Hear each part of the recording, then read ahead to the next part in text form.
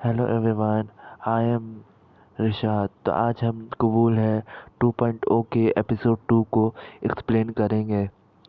तो अभी तक आपने एपिसोड 1 नहीं देखा है तो लिंक डिस्क्रिप्शन बॉक्स में है, आप जल्दी से जाके। जैसे कि मैंने आपको बताया था कि असद जोया गुंडों से बचकर निकल जाते हैं और वो लोग अब होटल में ठहरने के लिए रुक जाते हैं। तभी असद जब जोया से बात करता है तो उसे ये समझ में आता है कि जोया का अभी कोई नहीं है और वो कहीं पर भी नहीं रह सकती है, क्योंकि उसे यहाँ पर पैसा है ना ही उसके पास जो होटल में रहे। इसलिए वो उसे ऑफर करता है कि वो उसके साथ एक होटल में रह सकती है। तभी जोया मान जाती है और वो लोग दोनों एक होटल में रहने के लिए चले जाते हैं। और वहीं दूसरी तरफ गुंडे लोग जय को तलाश करने के लिए अभी भी बेताब रहते हैं। और वहाँ पर असद और जोया में एक क्यूट मोमेंट देखने को मिलता है, क्यूट फनी फाइट देखने को मिलती है जो बहुत मज़ा आता है देखकर। तभी जोया देखती है असद को कि वो वहाँ की लड़की लोगों को देखता है और वो लड़की लोग असद को देखकर हाय करती है, लेकिन जोया को लगता है कि असद उन्हें देखकर हाय कर रहा है। तभी वो कहती है कि देसी बॉय। वो कहती है कि मुझे पता है कि आप जैसे दिखते हैं वैसे हैं नहीं। असद थोड़ा सा नर्वस हो जाता है और वो कहता है कि जब जब आप मेरे साथ चलिए। और वो लोग मेट्रोपोल पैलेस होटल में पहुंच जाते हैं और वो लोग उस होटल में घुस जाते हैं। और असद को निकाह के जोड़े में देखकर सभी लोग वहाँ पर शॉक में रहते हैं और तभी जोया को अच्छा नहीं लगता। तभी वो उन सबको खुद ही घूरने लगती है। तभी वो लोग सारे और वहीं दूसरी तरफ जोया की अम्मी जोया के लिए परेशान रहती है। उसे पता चलता है कि जोया किसी लड़के के साथ भाग गई है। वो कहती है कि मेरी बेटी सर्बिया शहर में किसी को नहीं जानती, वो किसी के साथ नहीं भाग सकती। फिर अगले सीन में दिखाता है कि कुछ लिफ्ट में जोया और असद के साथ कुछ लोग चढ़ते हैं और उसे कॉन्ग्रेचुलेशन करते हैं निकाह के लिए। तभी असद और जोया थोड़े नर्वस हो जाते हैं वहाँ पर। तभी जब रूम में पहुँचती है जो है तो अपने पुराने अंदाज की तरह पूरे रूम को गंदा कर देती है, मतलब कि फैला देती है। और वहीं दूसरी तरफ अपने पुराने अंदाज में असद पूरे रूम को साफ कर रहा होता है, जगह पर अपने सामान रख रहा होता है और जोया को सही से बैठा रहा होता है। और तभी वहाँ पर दूसरे सीन में दिखाता है कि एक औरत जोया को देख रही होती है और दो लोग भी साथ में है उसके। वो लोग कहते हैं कि अब हमारा काम हो जाएगा। तभी वो लोग कहते हैं कि ये वो अपने निकाह से भाग गई है, ज़रूर कुछ प्रॉब्लम है, अब हमारा काम हो जाएगा।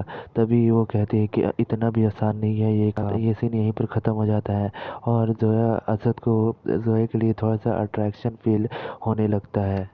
असद देखता है कि जोया उसके कपड़े पहन कर बैठी है। तभी वो कहता है कि आपके पास कपड़े नहीं है। तभी जोया कहती नहीं, मेरे पास कपड़े नहीं है, मैं आपके कपड़े पहनी हूँ। तभी वो कहता है ठीक। कुछ देर बाद जोया अपनी माँ से बात कर रही होती है कि मुझे अब्बू के पास जाना है। और उसकी माँ कहती है कि तुम चले जाओ, लेकिन तुम्हें ये भी याद रखना पड़ेगा कि तुम्हारे अब्बू ने तुम्हें और हमें बचपन में ठुकरा दिया था, तुम्हारे बचपन में। तभी वो कहती है कि अगर तुम्हारे अब्बू ने अभी भी तुम्हें ठुकरा दिया तो मैं अपने आप को कभी माफ़ नहीं कर पाऊंगी कि मैंने तुम्हें क्यों भेजा वहाँ। तभी वो कहती है कि तो है कि मुझे यही जानना है कि अब्बू ने मुझे क्यों ठुकराया और मुझे क्यों वहाँ से पर रहने के लिए नहीं दिया अपने पास, और अभी क्यों बुला रहे हैं। तभी उसकी माँ कहती है कि ठीक है तुम चले जाओ और सलमान की चिंता मत करना, वही जिससे निकाह होने वाला था जोया का, वही का चिंता तुम मत करना, मैं उसे संभाल लूँगी। और असद वहाँ से उस रूम से चले जाता है अपने इंडिया के लिए और गेट बंद कर उस रूम में रह जाती है सिर्फ जोया। और कुछ देर बाद उस होटल में जोया को ढूंढने के लिए कुछ वही गुंडे आते हैं निकाह वाले और जोया को ढूंढने की तलाशी जारी कर देते हैं। और वो लोग पूरे होटल के रूम में छान मारते हैं और गेस्ट को भी डिस्टर्ब होता है, और लेकिन कुछ नहीं बोलते होटल वाले, क्योंकि जानते हैं कि वो लोग गुंडे हैं। और असद जब बाहर निकल रहा होता है तो उसका फ़ोन बजता है। जब भी वो अपनी मम्मी से बात कर रहा होता है जिसका नाम रहता है दिलशाद, वो बात कर रहा होता है कि वो कहती है कि तुमने स्पीच क्यों नहीं दी। तभी असद कहता है कि असद अपना रीज़न नहीं बताता है। तभी वो कहती है कि ठीक है तुम जल्दी से इंडिया आ जाओ।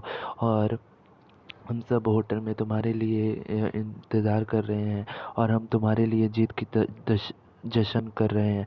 तभी वहाँ पर राशिद को दिखाया जाता है जो नज़्मा और असद का बाप रहता है और अपनी दूसरी बीवी और दो नाजायज़ बेटे के साथ आया आता है और उसे देखकर दिलशाद शॉक्ड हो जाती है। वो फ्लैशबैक में चले जाती है कि उसने राशिद ने उसे कैसे छोड़ा था, उसे वो छोड़कर कैसे गया था। और राशिद भी दिलशाद को देखकर शॉक्ड हो जाता है और आन भी देखकर शॉक्ड हो जाता है, लेकिन दूसरी बीवी को पता नहीं चलता कि पीछे दिलशाद बैठी है। वहीं दूसरी तरफ जोया के पीछे कुछ गुंडे पड़े हुए रहते हैं और उसे पूरे होटल में तलाश रहे रहते हैं। जब वो लोग जोया के रूम में पहुंचते हैं तभी वो लोग उस वेटर को बेहोश कर देते हैं और उस रूम की चाबी लेकर वो जोया का रूम का गेट खोल देते हैं और जोया को पता चल जाता है कि बाहर कुछ गड़बड़ है। उसे पता चलता है कि बाहर उसी के निकाह वाले गुंडे हैं। तभी वो छुपने के लिए यहाँ वहाँ दौड़ रही होती है और लेकिन यहाँ पर उन गुंडों को कुछ नहीं मिलता है क्योंकि वो लोग पूरे रूम को तलाश कर लेते हैं, लेकिन उन्हें कुछ भी नहीं मिलता है। जोया कहाँ है? और जोया और असद दोनों एक बिल्डिंग के किनारे पर खड़े हुए होते हैं जहाँ पर कोई नहीं खड़ा रह सकता। वो लोग दोनों वहाँ पर खड़े रहते हैं और फिर ये कहानी यहीं पर समाप्त हो जाती है। आपको वीडियो पसंद आया तो प्लीज़ इसे लाइक करना, मेरे चैनल को सब्सक्राइब करना। Okay bye.